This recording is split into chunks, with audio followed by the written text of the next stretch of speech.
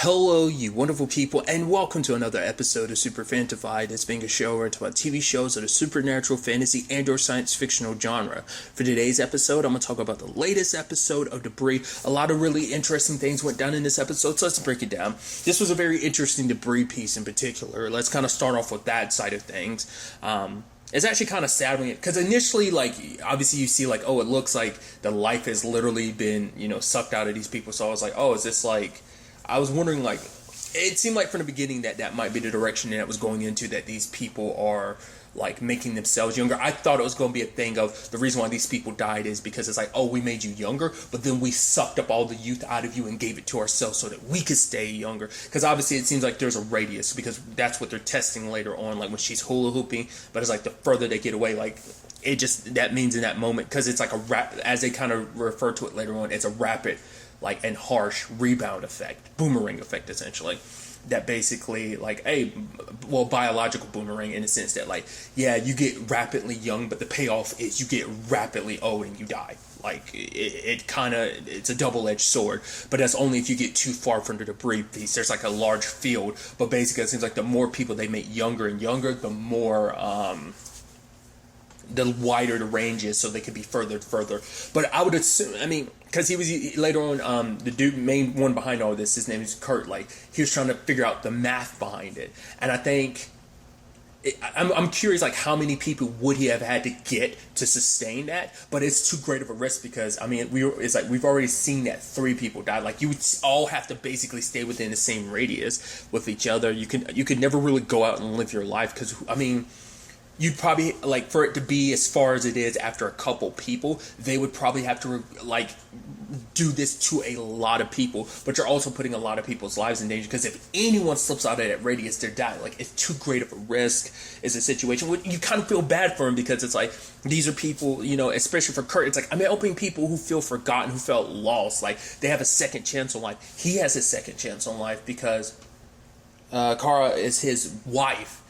And she's, got dementia, and he, obviously, the debris piece found him. He said he kind of prayed, and it's almost like it called out to him, which the debris does resonate with people, we've seen that time and time again. Definitely in, the first episode, it kind of resonates with kind of, a person's desires or his memories, especially, I think if the emotions or whatever are deep enough and powerful enough, maybe the whatever feeling, whatever it taps into inside of people, it feels it, which is interesting to think that, obviously this tech can kind of, sometimes it's emotional, sometimes it's not, because, the first episode, it wasn't, it's it was, she came to that mother came to that place over and over again, and the imprint of her son was imprinted on it. So maybe that's what this is. It felt his desire. Maybe that's what these machines kind of, maybe they exist, maybe they connect on some frequency with your brain where they can kind of feel and pull towards that desire. I don't know. It's just interesting, because he said he can feel it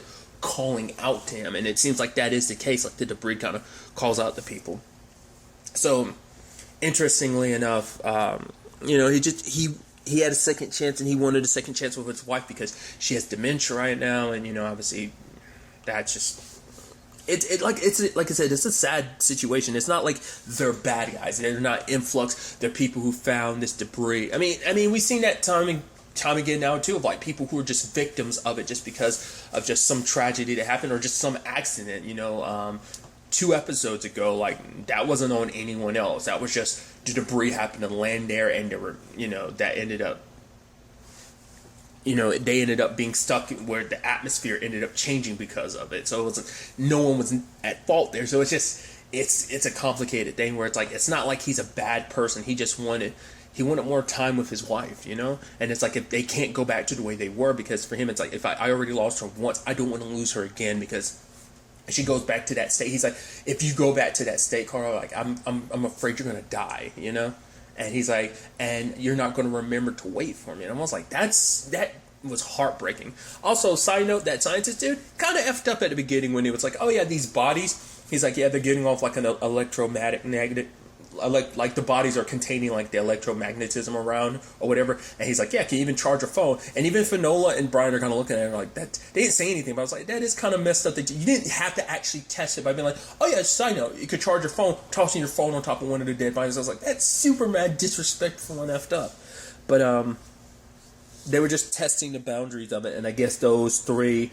I guess maybe at that time they didn't really know the full limits of it or what, like, because it's so interesting, like, obviously you're able to really, I guess that's what inspired them to kind of really test things out, because they probably didn't really know at the time, and they're like, damn, these three ended up dying because of it, so.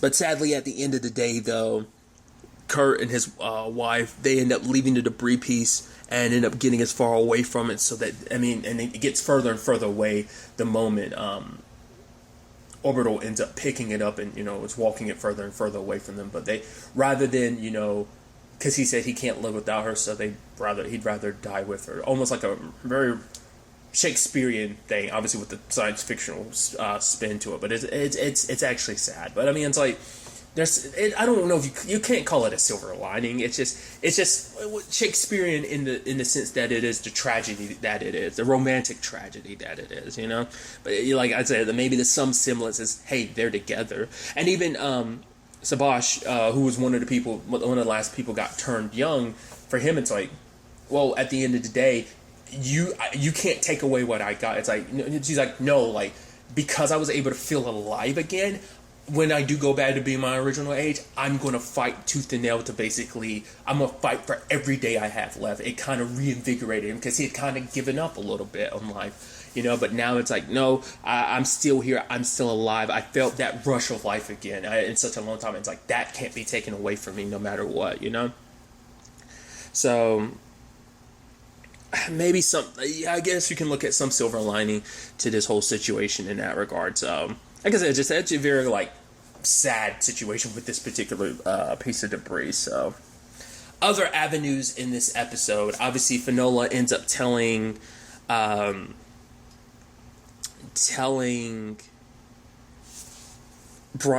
this story about, oh yeah, my dad was in Greece and stuff like that. But it turns out Ferris told her to tell him that because it's like she was hoping that he'd sprinkle those breadcrumbs back to Maddox. But obviously this whole thing puts Brian in this very complicated position because it's like, right, so need you to dig for more information. But what really crossed the line for him is later on when it's like, wait, what? The team calls up, it's like, yeah, we're at Finola's place. He's like, what? Yeah, Maddox told us that you were in the know. So that means Maddox has probably been doing extra stuff behind, because at least that shows Brian, at least, like, damn it sucks, but at least I'm in the know. Wait, that means you're doing even more stuff behind my back, because who knows how long they've been looking into Finola without his knowledge, because they don't want to, the fact is that they believe she has something to do, like she has some more information on this, but for Brian, it's like she's not a suspect here. She didn't know her dad was alive, like the fact that, but it's like, the fact is Maddox didn't loop him in until the final moment, since like, yeah, we're actually in her apartment. We need a password to her like computer or whatever. And he's like, you're on your own. He didn't want to go that far because it was just like, because I think what bothered him the most is just, one, it was just a step too far, just because it's like, now you're diving into Finola. Like, she has nothing to hide. This is her dad. She doesn't know what's what. So, and you could tell, like, it's been eating away at him, especially when she told him that story earlier about her dad of like, oh yeah, like, the whole story about like, oh, he getting a gift for me to get to him. And then when he does get the gift, he's so surprised, which I'm assuming that part of the story was true. I think the Greece aspect was complete and utter BS, but I think the gift aspect was true. But you could tell from that moment on, like, Brian was starting to kind of feel a little guilty, because it's like, I know this thing that you don't know. Sadly, she does know. So, when it's all said and done, though,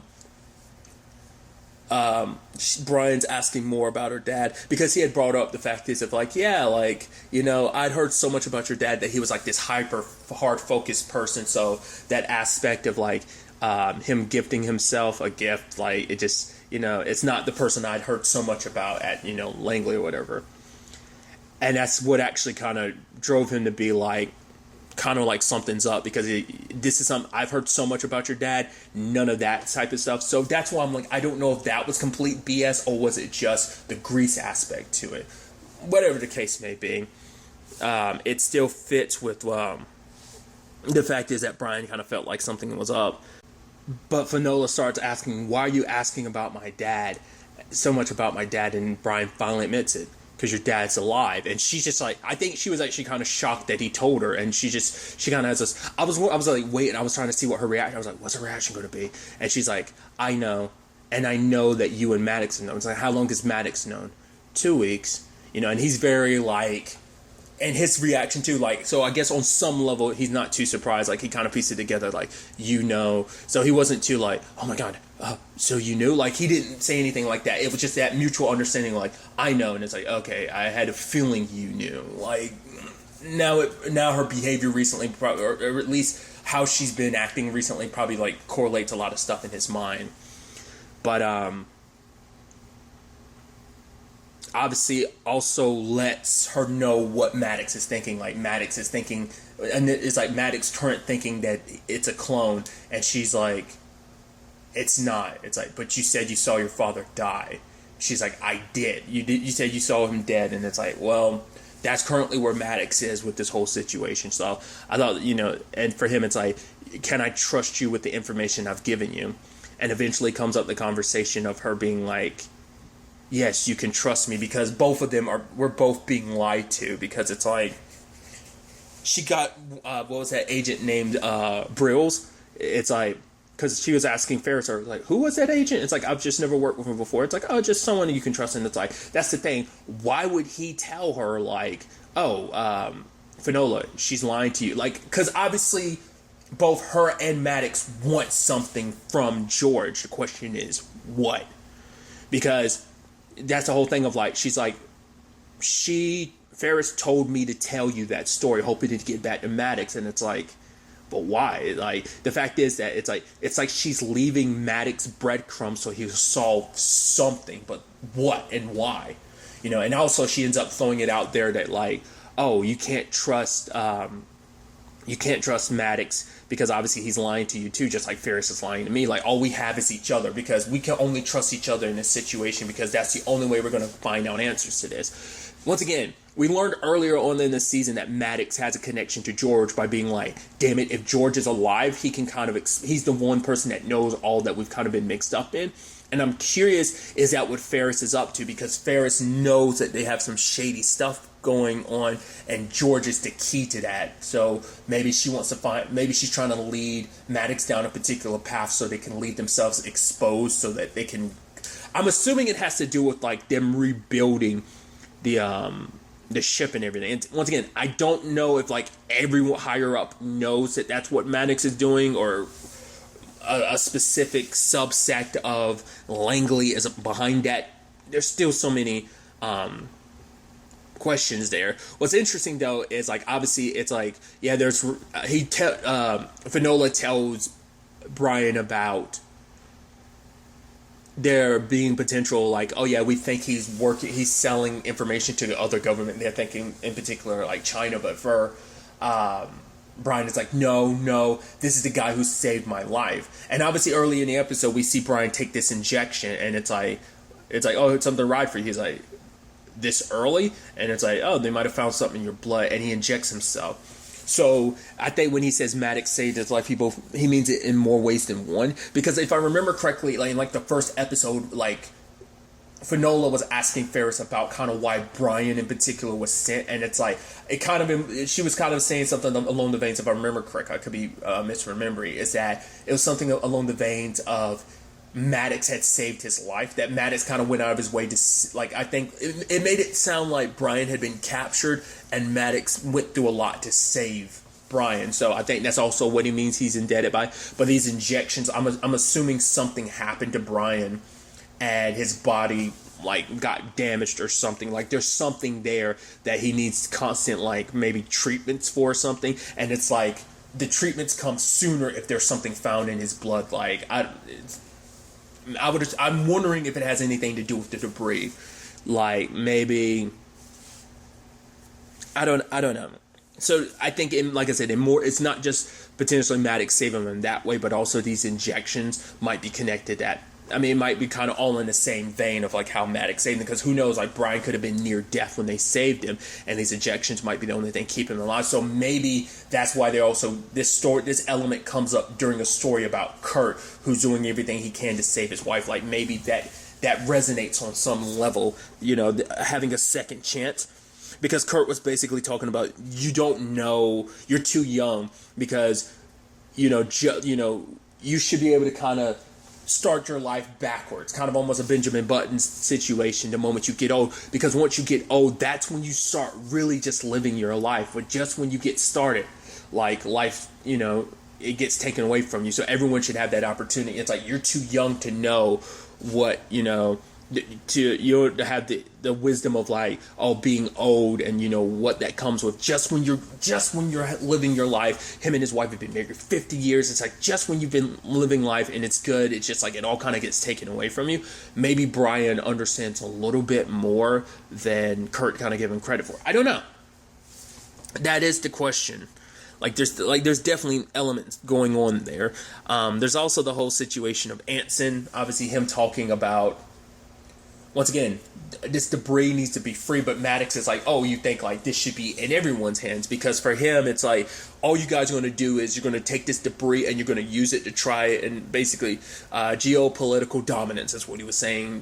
Basically, you're trying to control the world, because that's all it is. Like, it's just about which country gets it first, who can have the most power, who kind of sets the tone for the rest of the world type of situation. Because whoever gets it gets to dictate, obviously, on the geopolitical dominance. It's like, our way is the only way, because no one else can stop us. It's, as Maddox referred to it in a past episode, it's like, people want to refer to it as an arms race. Well, it is.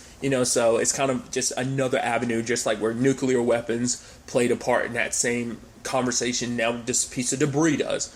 So he essentially says that obviously this power is so vast that it can be used for good and evil. And he was saying that Maddox didn't know which side he was on. And it's like, and you guys think you're on you guys are the good guys, So obviously it's like, are you torturing George to get information out of him? Once again, I'm leaning more towards George is a willing participant in this.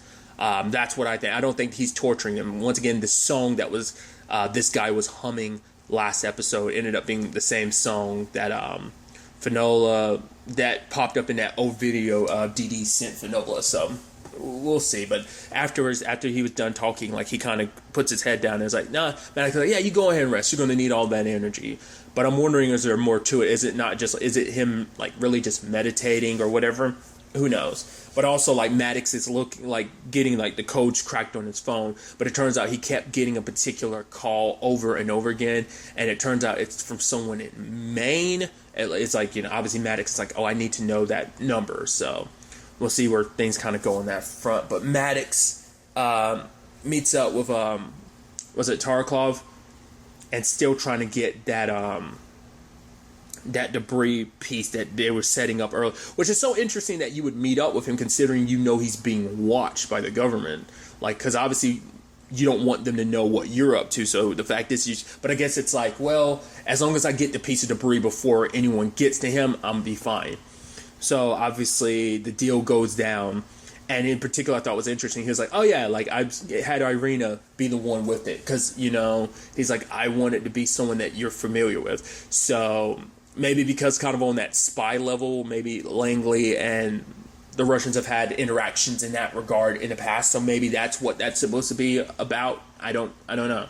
For him to know her and for her to kind of know him on such a level, because even she's like, I'm surprised to see you kind of going about things this way, because she even says like, this debris is a communications debris, and it's like, you already have larger ones, but why do you want this one? And it's like, this one works.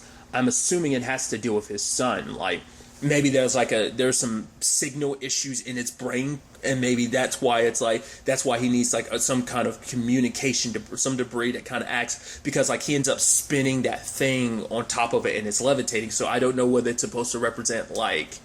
At first I was like, I don't get how that necessarily correlates. I mean, but I think that's also because we're not like I said. She said it's a communications device, so maybe it floating and spinning like that. It's supposed to be like it communicates with whatever's in its range, and maybe it's spinning like that. It's like, oh, it's supposed to be a form of communication. Like maybe it's supposed to be like there's an electrical charge kind of spinning it, and maybe the same thing could happen in Dario's brain and the rest of his body. Like maybe the signal, like to the communication between his brain and his body isn't there, so maybe this can like supercharge it so that like it sends like all his synapses firing, and maybe like it's maybe the signals throughout the rest of his body, like maybe whatever his condition is, it's damaged the connection, and maybe this device can restart it. I don't know.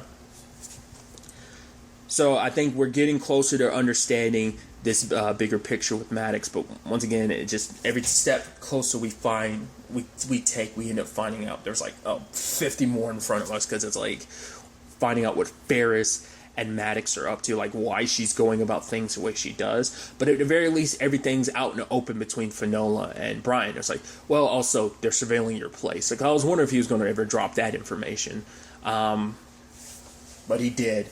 But also, I'm sure once again, we got introduced to the whole injections, whatever that is. So I'm wondering, will that eventually come up, or is that going to be something Brian still keeps secret from her too? Because he still needs to rely on them for that. It's probably a thing of if he doesn't get those injections, it might be like a poison in his blood that kind of builds up after a while, like whatever his circumstances may be. It might be a condition where it's like, yeah, like his blood gets super poisonous after a while, so he needs to kind of clear it out. Hence why they were like, oh, something must have been found in your blood for it to be I don't know. Maybe that has nothing to do with I don't know. Maybe it's not a pre-existing condition. Because the last time they took his blood was because of the whole cloning thing. They wanted to see if the debris did anything to him. So I don't know. I might have been reading too much. I might have been reading it the wrong way, considering, because I was still considering that, but I was thinking like maybe he gets regular checkups, but that happened to be his most recent one because of the whole cloning thing. It's like, oh, something was found in your blood, so you need to I don't know. Hopefully we get some more answers to all of this going forward into the next episode. I'm really curious to see what happens. But really, that's all I want to talk about. Till the next time we meet, be happy, be safe, live life to the fullest, and enjoy it.